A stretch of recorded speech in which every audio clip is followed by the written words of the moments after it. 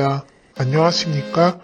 저는 이제 막 자그마한 식당을 오픈하게 된 40대 남자입니다. 요즘같이 자영업이 힘든 시기에 갑자기 웬 식당을 열게 되었냐고요? 집사람이 그렇게 하고 싶어 했던 밥집을 이제 와서 처제와 운영하게 된 충격적이고 기구한 제 사연을 말씀드리려고 합니다. 저는 30대 중반에 집사람과 만나게 되었습니다. 원래는 저는 결혼할 생각이 없었습니다. 어릴 적부터 부모님의 다툼을 너무 많이 봐왔을 뿐만 아니라 아버지의 폭력적인 성향으로 멍이 가실 날이 없는 어린 시절을 보냈기 때문입니다. 날 힘들게 하는 아버지와 그런 아버지가 무서워서 말리지 않는 어머니를 원망하기에 가정을 갖고 싶지 않은 것도 있었습니다. 또한 한켠으론 그 피가 어디 가겠어? 라는 생각도 들더군요. 폭력은 답습된다는 이야기가 있듯이 저도 모르게 울컥하는 때가 있어서 아버지의 모습이 비쳐 보이는 게 섬찟하더군요.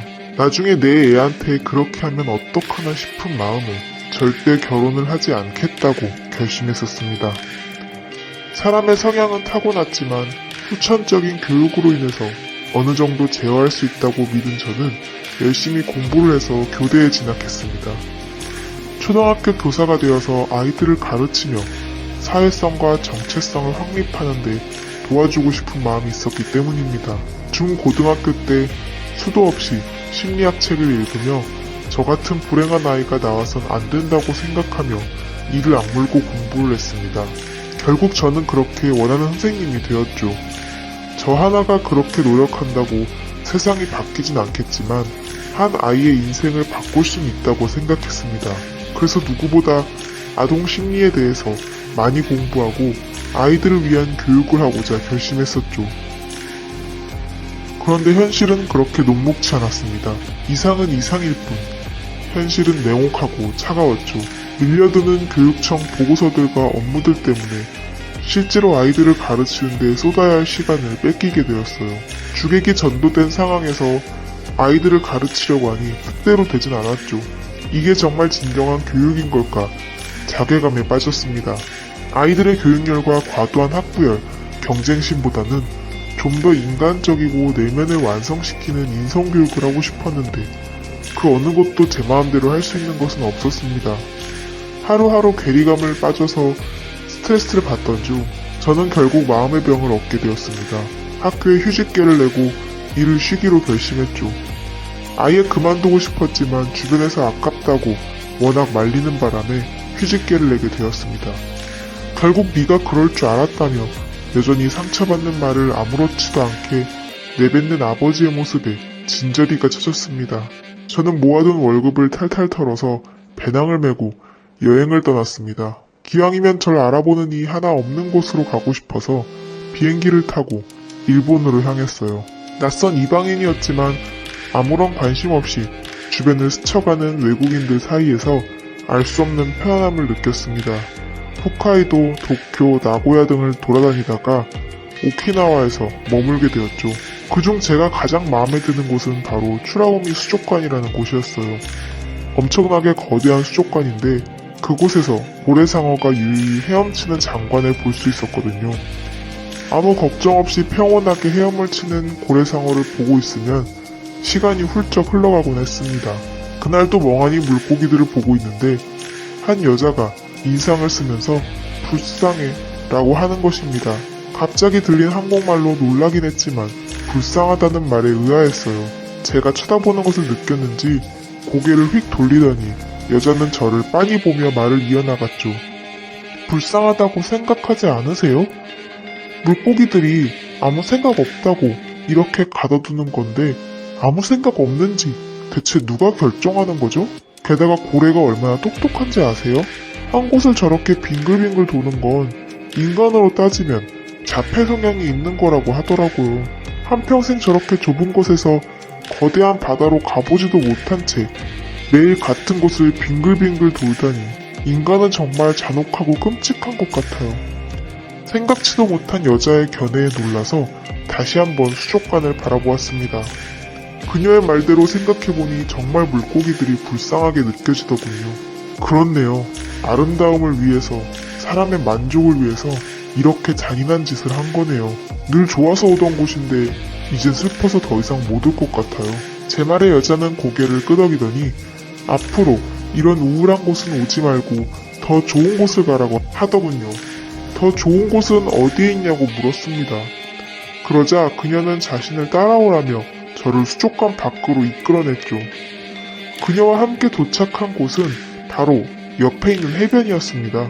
수족관 사이로 나가서 도착한 바닷가는 사람들이 잘 모르는지 한적한 갈매기만이 머물고 있었어요. 파도가 치는 바다 앞에서 그녀는 활짝 웃더군요. 이렇게 멋진 자연 앞에서 뭐하러 수족관을 보고 있어요? 여기가 바로 물고기들 집인데. 해맑게 웃는 그녀의 미소가 정말 싱그러워 보였죠.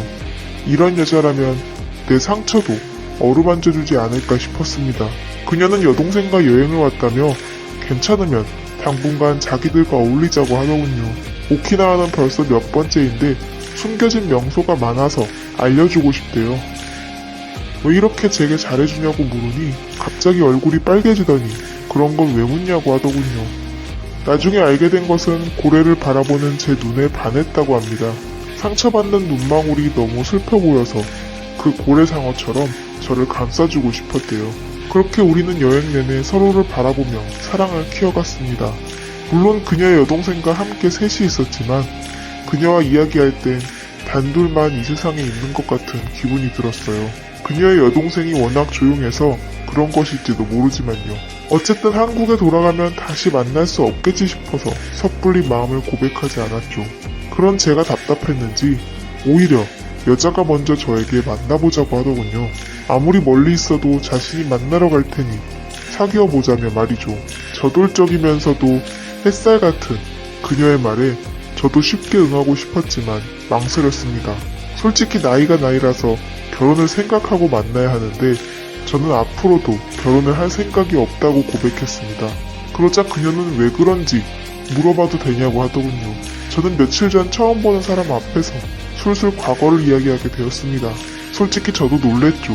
한 번도 이렇게 남 앞에서 속마음을 이야기한 적은 없는데 이 여자 앞에선 자연스럽게 뭐든 털어놓게 됐더군요.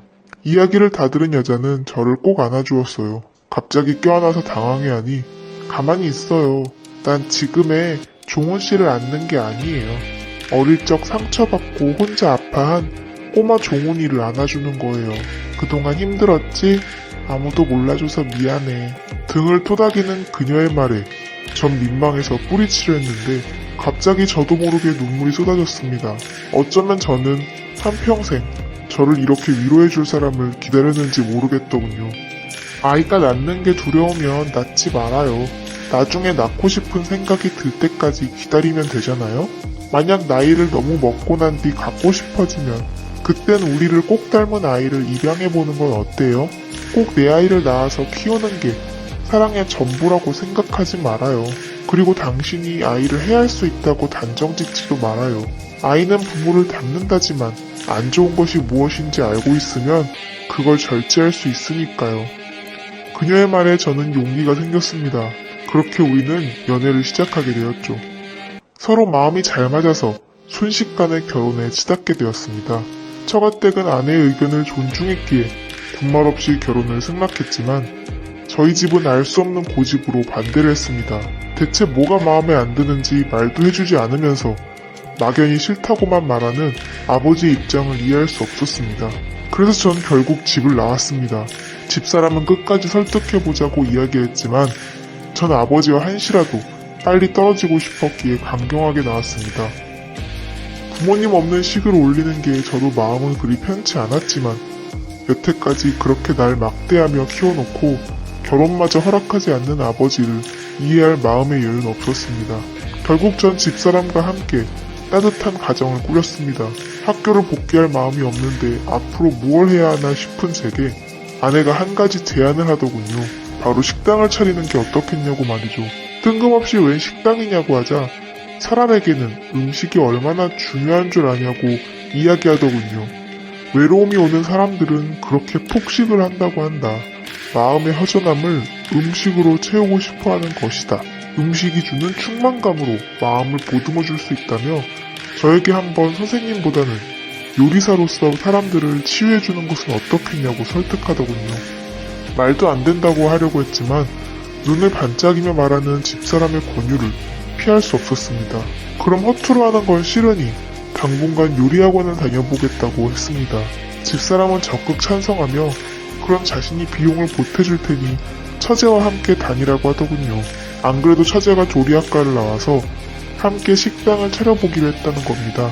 왠지 집사람의 귀여운 술수에 넘어간 것 같지만 짐짓 모른 채 하며 그냥 해보기로 했습니다. 그렇게 집사람은 낮에 회사 일을 하고 저와 처제는 요리학원에서 요리를 배우는 나날이 이어졌습니다. 정말 아내의 말처럼 요리에 무슨 힘이 있는지 하루하루 배울 때마다 즐겁더군요. 조용한 처제도 요리를 할 때에는 집사람처럼 말이 많아지는 게 자매가 역시 닮긴 했구나 싶은 모습도 보였습니다. 보글보글 끓는 냄비를 가만히 보니 왠지 저를 보듬어주는 기분이었죠. 그러던 중 어느 날 집사람이 수줍게 웃으며 저에게 한 소식을 알렸습니다. 바로 임신이 되었다는 것입니다. 처음엔 듣자마자 식은땀이 났어요. 예전에 상상했던 것처럼 아이가 태어나면 나도 우리 아버지처럼 아이에게 폭력적으로 변하면 어떡하지? 라며 걱정되었죠. 그러나 집사람은 제 손을 꼭 잡으며 말했습니다.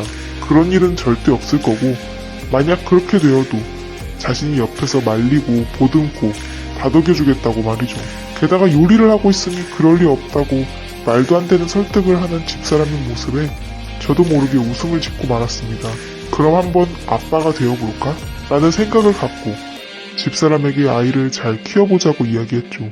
뛸 듯이 기뻐하는 집사람의 모습을 보니 괜히 콧잔등이 시큰했습니다. 저렇게 좋아하는 걸 보니 그동안 얼마나 아이를 갖고 싶었을까 싶었죠. 저 때문에 말 못했던 것 같아서 앞으로 더욱 잘해줘야지 결심했습니다. 그런 제 결심이 무색하게 최악의 결과가 올 줄은 상상도 하지 못했습니다. 산부인과에서 이것저것 검사를 하는데 좀 더 정밀 검사를 받아보라는 의견이 나왔습니다. 그것은 바로 암이었습니다. 알고 보니 아내의 췌장에는 암이란 존재가 숨어 있었던 것입니다. 항암 치료를 하려면 아이를 포기해야 한다는 말에 집사람은 치료받고 싶지 않다고 하더군요. 어차피 췌장암이 꽤나 진행된 상황이라 자신의 생명은 얼마 남지 않았다며 아이를 낳겠다고 하는데 저는 집사람을 보낼 준비가 되지 않았습니다. 아이는 다시 낳아도 되니 아내에게 치료를 받으라고 끊임없이 설득했습니다. 약이 너무 세서 항진증 증상이 생기고 그로 인해 후일에도 아이를 못 갖는 사람이 될지도 모르는데 괜찮겠냐고 하는 집사람에게 난 애초부터 아이 생각은 없었고 당신 하나면 된다고 다독였죠. 그렇게 결국 아이를 하늘나라로 보내게 되었고 집사람은 항암 치료를 시작하게 되었습니다. 병원에서도 솔직히 어떻게 될지 모르겠다고 하더군요. 워낙 늦게 발견해서 확신하지 못하니 우리에게 택하라고 했습니다. 그런 게 어딨냐고 21세기에 치료하면 다 나을 수 있는 거 아니냐고 울부짖는 제게 집사람은 다독이며 열심히 해볼 만큼 해보자고 했어요. 어쩜 이렇게 덤덤한지 오히려 제가 아픈 사람 같았습니다. 저와 처제는 한창 식당을 열려고 가게를 계약 후 인테리어를 준비하고 있었는데 모두 스톱시킨 뒤 집사람의 병간호에 매진했습니다. 아내는 자신이 없어도 살아야 한다며 가게 오픈을 계속 준비하라고 했지만 저는 그 말도 듣고 싶지 않았습니다. 네가 없긴 왜 없어. 넌 계속 살아서 내 옆에서 잔소리해줘야지. 가게를 넣을 테이블도 골라주고 메뉴판도 함께 만들고 접시도 같이 골라줘야지. 그런 말 말고 얼른 기운 차리고 일어날 생각이나 해. 알았지? 병원비를 내느라 통장이 바닥나기 시작하자 저는 하는 수 없이 부모님 댁에 가서 무릎 꿇고 돈을 빌릴 수밖에 없었습니다. 당장 노가다도 뛰고 싶었지만 기술도 경험도 없는 제가 인력 시장에서 뽑힐 일은 거의 없었습니다. 그리고 노가다를 하며 간병인을 쓰느니 그 돈이 그거라고 생각했거든요. 부모님에게 후에 식당을 열고 나면 돈을 주기적으로 갚는 조건으로 병원비를 낼 수 있었습니다. 그렇게 끊임없이 노력을 했음에도 집사람은 올해 겨울에 첫눈을 보지 못하고 하늘나라로 가버렸습니다. 어찌나 짧게 제 옆에 있다가 간 건지 저는 잠시 하늘에서 내려온 천사를 만난 것일까 싶었습니다. 나를 만나서 이것저것 해주고 하늘나라로 가버린 건가? 날 만나서 아픈 게 아니었을까? 별의별 생각을 다 하고 좌절하며 지냈죠. 그런 저를 보다 못한 처제가 어느 날 술에 취해 방에서 웅크리고 있던 저에게 물을 뿌렸습니다. 양동이에 물을 한 바가지 담아서 뿌리더니 당장 일어나라고 하더군요. 언니가 남겨준 식당을 저대로 둘 거냐는 말이죠. 게다가 암도 형부 탓이 아니라고, 원래 우리 증조부도 암으로 돌아가셨으니 유전적인 거라 막을 수도 없었다고 합니다. 집사람도 없는데 식당을 운영하면 무슨 소용이 있냐고 중얼거리는 제 멱살을 잡고서 처제는 눈을 부릅뜨며 화를 내더군요. 예전에 소심하고 조용한 처제의 모습은 온데간데였고 눈물을 줄줄 흘리며 저에게 소신껏 말하는 모습이었어요. 형부, 언니가 한 말 기억 안 나요? 음식으로 치유하는 사람이 되었으면 좋겠다고 했잖아요. 이러고 있는 모습을 언니가 하늘에서 보면 잘하고 있다면 좋아할 것 같아요? 적어도 언니를 진심으로 사랑했다면 언니가 바라는 모습을 한 번이라도 보여야 하지 않아요? 제발 정신 차려요. 처제의 외침에 저는 벼락을 맞은 듯 정말 전신이 번쩍 들더군요.